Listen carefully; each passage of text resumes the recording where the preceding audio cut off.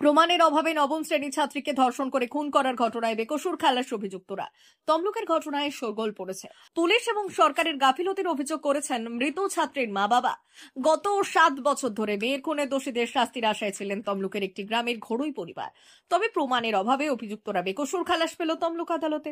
তমলুকের ওই গ্রামের নবম শ্রেণীর ছাত্রী 2018 সালে 30 মে বাড়ির অদূরে আরামবাগে গিয়েছিল, তারপরে আর ফেরেনি। 2রা জুন একটি খড়ি বাগান থেকে তার পচা গলা দেহ উদ্ধার করে। ঘটনায় ধর্ষণ এবং খুনের অভিযোগে ওই গ্রামেরই বাসিন্দা শেখ হামিদুলকে হাওড়া থেকে পুলিশ গ্রেফতার করে। পূর্ব মেদিনীপুরের জেলা আদালতে ওই মামলার শুনানি চলছিল এতদিন। পুলিশ ইতিমধ্যেই অভিযুক্তের বিরুদ্ধে চার্জশিট এবং ফরেনসিক রিপোর্ট জমা দিয়েছে। শুক্রবার পূর্ব মেদিনীপুর জেলা আদালতে স্পেশাল পক্সো আদালতে বিচারক সুস্মিতা রায় রায়দান করেন। ঘটনার প্রমাণ না পাওয়ায় অভিযুক্তকে মুক্তি দেন। আইনজীবী সুতপা সামন্ত বললেন, পুলিশ সঠিকভাবে তদন্তের উপর জোর না দেওয়ার কারণে অভিযুক্তকে বেকসুর খালাস করেছেন। মৃত ছাত্রীর মা এবং বাবা পুলিশ এবং সরকারকেই দোষারোপ করেন, তবে তারা হাইকোর্টে যাবেন বলে জানিয়েছেন।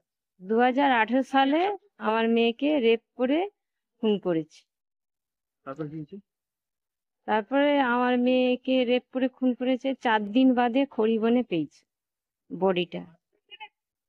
তো 2018 সালে আমার মেয়ে 30 জুন খুন হয়েছিল, 4 দিন বাদে পেয়েছিলাম। তো আজ 7 বছর আমরা তো সেই কেসের জন্য লড়ছি। তো আজকে তো ছেলেটিকে তো বেকসুর খালাস করে দিয়েছে। তো এটা নিয়ে আমাদের খুব, তো সরকারের উপরে 7 বছর ছুটার পরেও আমরা কি কোনো বিচার পেলাম না। তো সরকারের উপরে আমাদের খুব দুঃখ হচ্ছে। তো আমরা যার উপরে ভরসা করেছিলাম, তো তিনারা আজকে আমরা কি অসহায় বলে কি আমাদের বিচার পেলাম না। তো আজকে আমরা 7 বছর ছুটেও কিছু পেলাম নি। কেন বেকসুর খালাস করে দিল? তাহলে আমার মেয়ে যদি রেপ খুন না হয়, তাহলে ও যদি না করে, কে করছে দ্বিতীয় ব্যক্তিকে? তো সেটাও সরকার কোনো করলো না। তো আজকে 7 বছর বাদে আজকে তাকে বেকসুর খালাস করে দিল। আর উপরে ভরসা করেছিলেন যাদের জন্য আজকে এই অবস্থা। তো আমরা তো ভরসা করেছিলাম সরকারের উপর। তো সাধারণ মানুষের ভরসাটা কোথায় থাকে? না, সরকারের। তো সেই ভরসাটাই আমাদের হারিয়ে গেল। যা 7 বছর ছুটে কিছুই পেলাম না, তাহলে কার উপরে ভরসা করবো আমরা? এখন আপনারা কোথায় যাবেন? এখন কোথায় যাব? তো আমাদের তো হাইকোর্টে একটা কেস করা ছিল, তো ওনারা ওটাও তো কিছু বলেনি, যে অর্গানটা যে পাওয়া যায়নি, তো সেটালেও কিছু বলেনি। তো এখানে তো সম্পূর্ণ বোঝা যাচ্ছে যে প্রথমত পুলিশের গাফলাতি, তারপরে সরকারের। তো এই জন্য আমরা বিচার পেলাম নি। তো অসহায় বলে কি আমরা বিচার পাবো নি? কোর্টের উপরে ভরসা করে আমরা ছিলাম, কিন্তু আজ তো রায় হলো যে বেকসুর খালাস করে দিল। আমরা অনেক আশায় ছিলাম যে অপরাধী শাস্তি পাবে, কিন্তু দেখলাম সব নিরাশ করে দিল, বেকসুর খালাস করে দিল। এটার পিছনে পুলিশের প্রচুর গাফিলতি আছে।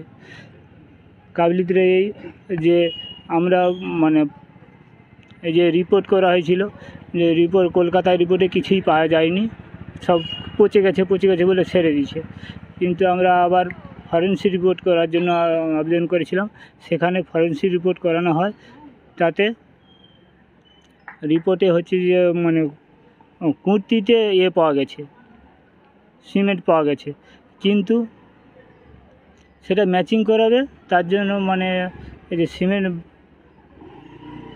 যে সিমেন্ট পাঠানোর কথা, কিন্তু সেটা পাঠায়নি, যার ফলে ম্যাচিং করা সম্ভব হয়নি। এই নিয়ে তারপরে ওটার জন্য আমরা হাইকোর্টে আবার গিয়ে ওটা আবার পরীক্ষা করার জন্য মামলা করি। সেটা এখনও পেন্ডিং হয়ে আছে। তা সত্ত্বেও এখানে রায় বেরিয়ে গেছে বেকসুর খালাস বলে। তা আপনি কি হাইকোর্টে যাচ্ছেন? হ্যাঁ, আমরা আবার হাইকোর্টে যেতে বাধ্য। আপনার নাম? আমার নাম অশোক ঘোড়াই। ঘটনাটা কবে ঘটেছে? ঘটেছিল 1800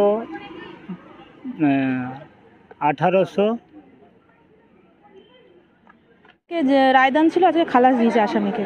কি কারণে খালাস হয়েছে সেটা খালাস দিয়েছে এই কারণে বললেন যে ইনভেস্টিগেশনে ল্যাকুনা ছিল, যার জন্য আসামি খালাস হয়েছে।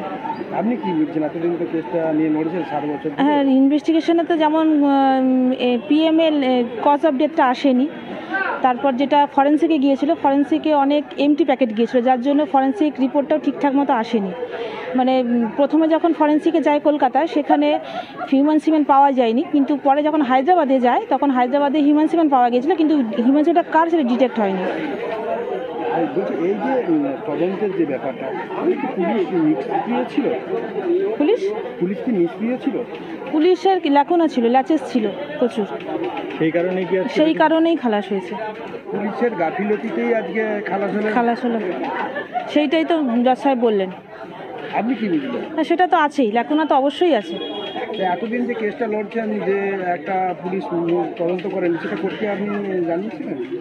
কোর্টকে তদন্তর পরে তো আমরা মামলা পেয়েছি, সেই ল্যাকুনাকে যাতে কভার করা যায় সেটা অনেক রকম চেষ্টা সাক্ষী দিয়ে করেছি আমরা চেষ্টা, কিন্তু জাজমেন্টে তো সেটা যেহেতু আমরা এটা আসেনি, উঠে কজ অফ ডেথটা উঠে আসেনি, কীভাবে মেয়েটি মারা গেল সেইটা আসেনি, তারপর ওই হিউম্যান সিমেন্টটা ডিটেক্ট হয়নি, মানে ম্যাচ হয়নি, এইসবের জন্যই খালাস হয়ে গেছে। আপনার নাম? সুতপা সামন্ত। হ্যাঁ, স্পেশাল পাবলিক প্রসিকিউটর পক্ষ, তমলুক। স্টক মার্কেটে ইনভেস্ট করতে চান কিন্তু কিভাবে করবেন বুঝতে পারছেন না, কিংবা ভয় লাগছে?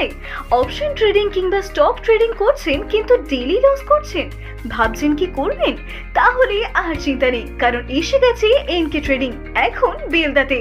এখানে আমরা স্টক মার্কেট বাংলা ভাষায় শিখিয়ে আপনাকে সফল ট্রেডার তৈরি করায় বদ্ধপরিকর। আমরা স্টক ট্রেডিং, অপশন ট্রেডিং এর সমস্ত নিয়ম ও কৌশল ডিপলি শিখিয়ে থাকি লাইভ ট্রেডিং ও প্র্যাকটিক্যালের মাধ্যমে।